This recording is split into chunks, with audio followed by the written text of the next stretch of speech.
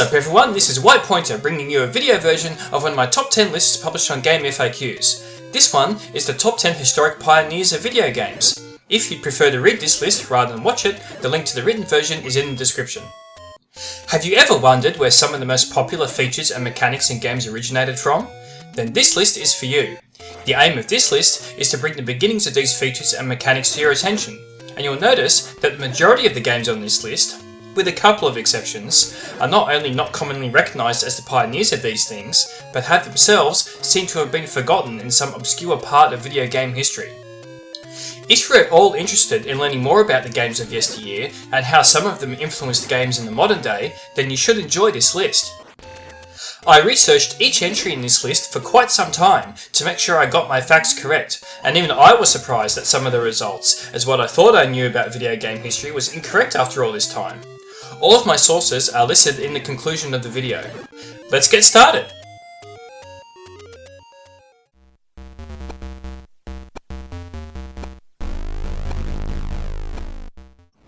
If you were asked what the first video game was to use full 3D polygons, what would your answer be? Maybe something like Star Fox, or Hard Drivin', or even Winning Run? Then you may be surprised to learn that the game that's recognised by the Guinness Book of Records as being the first game to have full, filled 3D polygons was an arcade game released by Atari in 1984 called I, Robot. In this game, you control unhappy interface robot number 1984, and the game alternated between shooter stages and platforming style stages, while rendering everything for the first time in true rasterized 3D polygons. As opposed to the vector graphics earlier 3D games used, that would be more accurate to say faked the 3D. Even though the game was praised at the time for its revolutionary visuals, and the game is now recognised as an important and significant part of video game history, it was nevertheless a commercial failure for Atari at the time, with only around 1,000 arcade machines manufactured, half of which were shipped to Japan, with many gamers seemingly unable to cope with the complexity of the new graphical and gameplay style. In case you were wondering, even though the game shares the name of Isaac Asimov's classic novel, no, it's actually not related to it at all. In fact, the game was originally going to be titled Ice Castles before being renamed.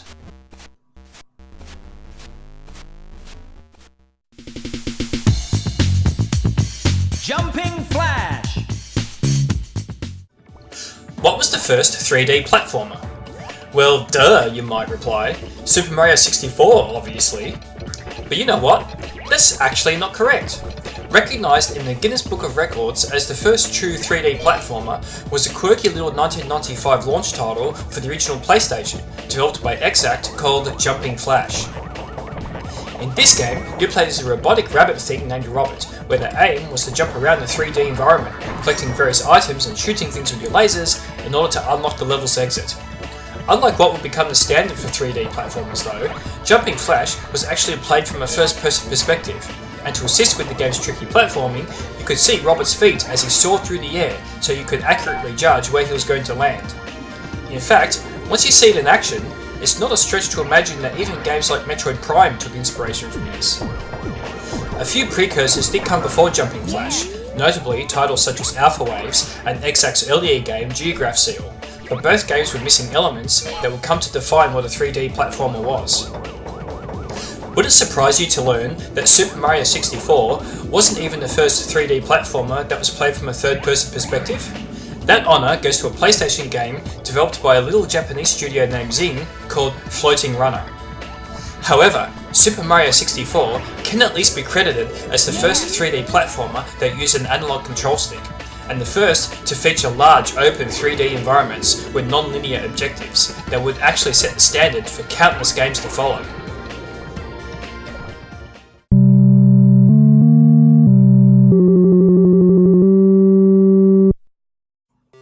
So it stands to reason then, following on from the first 3D platformer, what then was the first 2D platformer? Everyone knows Donkey Kong, the game that first introduced the world to Mario, the character that would become the face of video games, though back then he was simply called Jumpman, and the game that catapulted Nintendo into popularity. It's certainly not a forgotten game. However, have you ever realised that Donkey Kong, first released in the arcades in 1981, was actually the first true 2D platformer? Other games that Donkey Kong seemed to build on were released a year earlier, notably a game called Space Panic and another called Crazy Climber. Both are seen as precursors to the 2D platformer genre, allowing the player to do things like move left and right, climb ladders or buildings, and fall.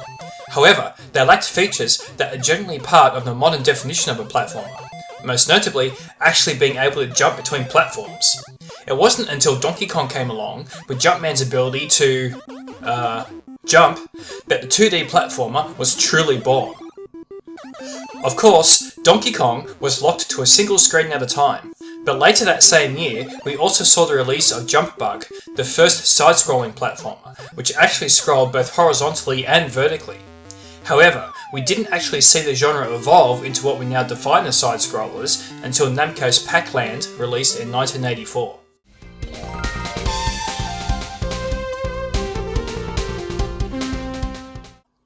These days, the majority of AAA games use motion capture, or mocap, of some description, and year over year it just gets even more complex and realistic as technology improves.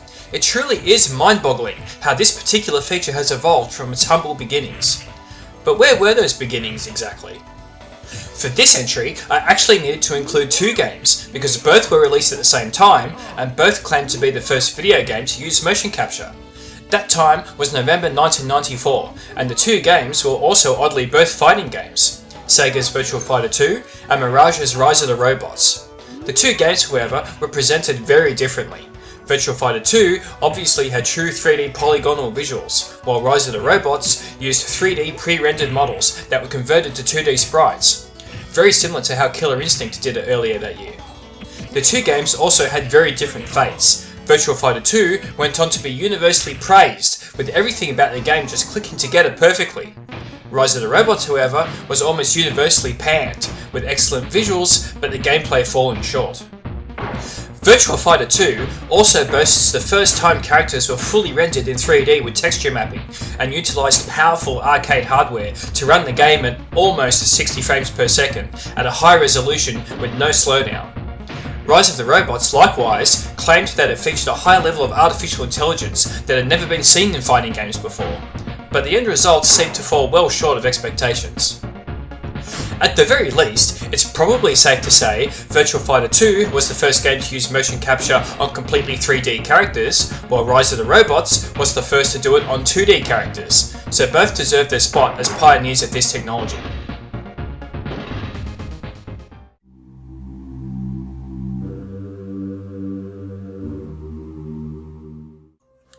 Want to know something kinda weird? The first game to feature free look and mouse lock aiming wasn't actually a PC game. Believe it or not, it was a game released on the original Apple Macintosh, developed by Bungie and released towards the end of 1994, long before Halo would be the game series they would become best known for. The game was Marathon, a game that at the time was promoted as the max answer to Doom. Indeed, it actually looked very similar to Doom at first glance, presented in the same kind of 2.5D or pseudo 3D style, but trumped it in one key area, and that was free look using the mouse. Doom actually did optionally have mouse support, but due to how the engine worked, you could only look left or right, not up or down or any direction in between, also commonly called Y-shearing. Interestingly though, Heretic released a year later using the same engine, and did have free look, but it was still beaten to market by literally only a couple of days by Marathon. For the first time in an FPS, Marathon gave the player not only the ability to look up and down, but to do it using a mouse to get truly accurate precision.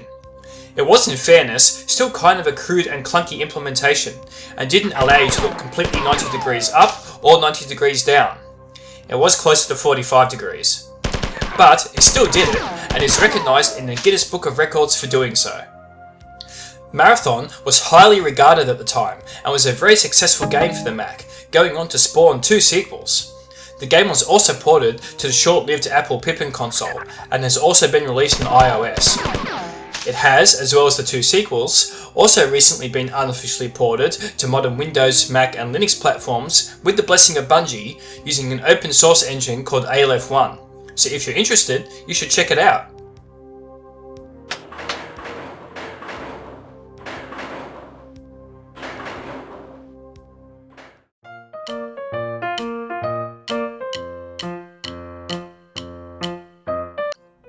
In 2018, we kind of take it for granted that multiplayer network deathmatch is a standard feature in first-person shooters. In fact, it's a feature that's expected. Many gamers might probably believe that a game such as Doom introduced the concept of deathmatch over a network, but this wasn't the case at all. In all likelihood, the first game to pull off such a feat was MIDI Maze, a game developed by Xanth Software FX and released in 1987 for the Atari ST. In MIDI Maze, all of the players controlled smiley faces and wandered around a flat 3D maze. Each player had a first-person perspective with a little crosshair in the middle of the screen and could shoot the other players' smiley faces with visible bullets. What's even more interesting about this game is that it didn't actually connect the computers using Ethernet or the TCP/IP protocol. True to its name, it actually connected the players' computers through the MIDI ports, with the MIDI out port of one computer being connected to the MIDI in port of another, with up to 16 computers being able to be networked together in this fashion. MIDI, if you are unaware, is an acronym for Musical Instrument Digital Interface, and was usually used to, you guessed it, connect electronic musical instruments such as keyboards to computers. But somehow, the wizard programmers at Xanth managed to use MIDI to make a network of computers talk to each other and play deathmatch. MIDI Maze remained popular amongst Atari ST owners for many years, as they used to gather together to play the game in what would have been a very early version of LAN parties. The game was ported to the Game Boy, Game Gear and SNES under the title Faceball 2000. The SNES supported 2 players via split screen, the Game Gear supported 2 players via link cable, and the Game Boy, incredibly, supported up to 16 players by connecting multiple 4-player adapters together.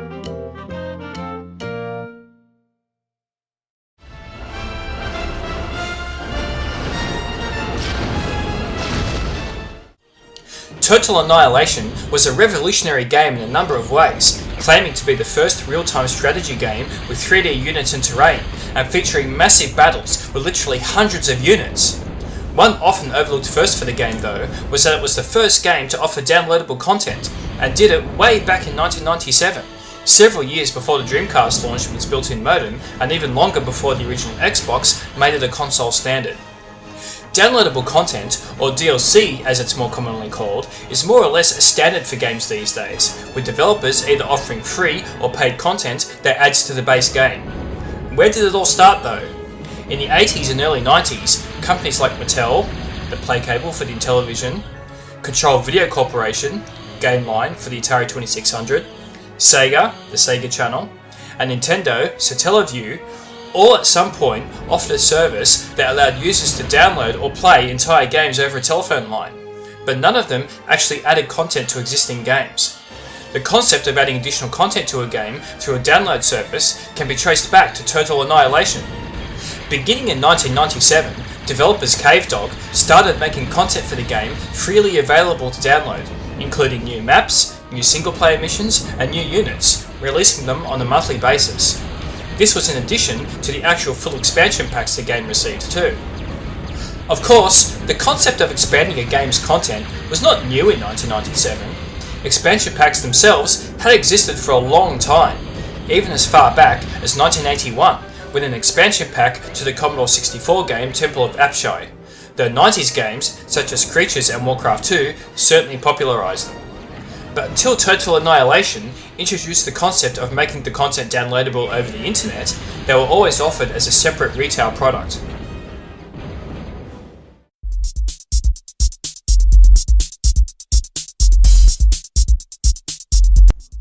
The Dreamcast was the first console to actually have a modem built into it and offer online functionality as standard. However, it was not in fact the first online play system on a console. That honour goes to the X-Band, a third-party add-on created by Catapult Entertainment for the SNES and Mega Drive, released in 1994. It was essentially a cartridge that plugged into the console's cartridge slot that also had a port to plug in a phone line.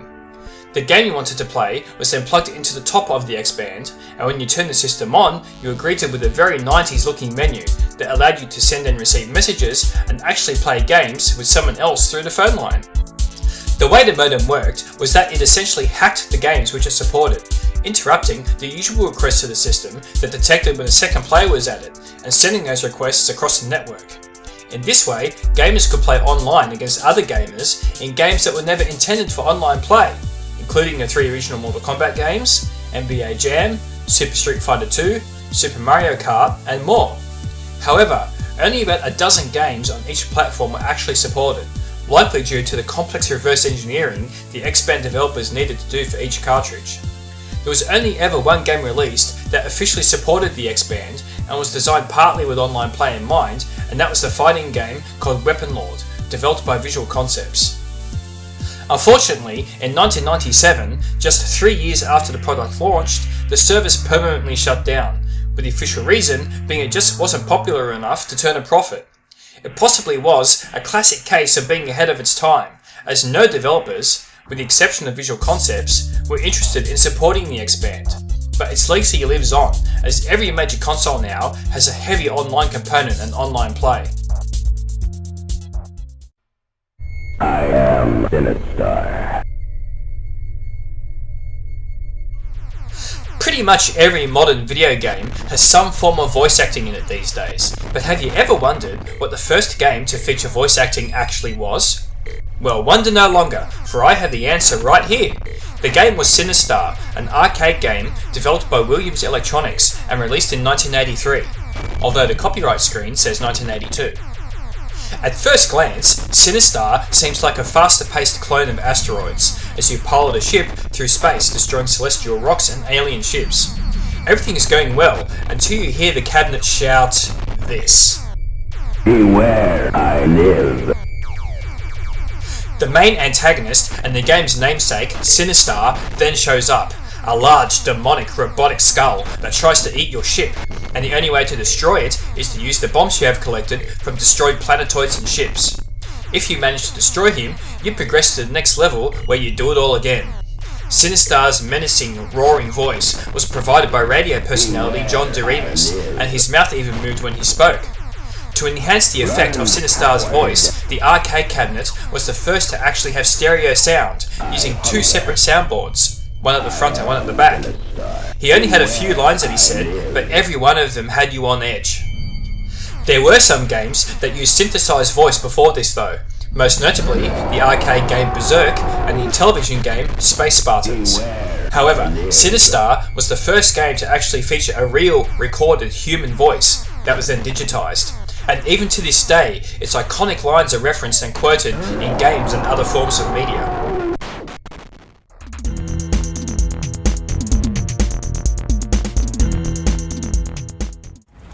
True 3D movement is incorporating what is known as 6 degrees of freedom. That is, it allows movement in 3 movement axes, up, down, left, right, and forward, back, and 3 rotational axes, roll, yaw, and pitch. Up, down is the y-axis, left, right is the x-axis, and forward, back is the z-axis, though x and z are sometimes swapped around. Roll is the rotation along the left-right axis using the up-down axis, yaw is the rotation along the left-right axis using the forward-back axis, and pitch is the rotation along the forward-back axis using the up-down axis. Most modern FPS games, though, generally only employ 5 degrees of freedom, and are still considered to be true 3D. So what was the first game that was actually truly 3D? I don't mean to simply use polygons, but actually provide the player with true 3D movement. Many gamers will probably credit Quake for this, but the true pioneer was actually Descent, a game developed by Parallax Software and released at the end of 1994, though it didn't make it to North America until early 1995. For the first time ever, Descent allowed the player completely full 3D movement through the game's 3D environments. The player piloted a ship where they needed to navigate through subterranean tunnels in order to rescue hostages and destroy the reactor cores inside each mine. Because the game offered the full 6 degrees of freedom though, in zero gravity no less, it was super easy to get disoriented and end up facing the wrong way or upside down or some position that made it very difficult to tell whether you were the right way around or not. Nevertheless, it takes the prize as the first true 3D game, with everything in the game, with the exception of the hostages and power-ups, rendered with full 3D polygon meshes. When Quake came along in 1996, it further solidified the formula by introducing technology such as pre-rendered light maps and water physics, as well as rendering everything, power-ups included, with full 3D meshes.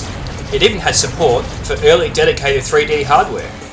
While Quake is often referred to as the grandfather of the true 3D first-person shooters, it's Descent that should be the game that holds that honour. So there it is, the top 10 historic pioneers of video games.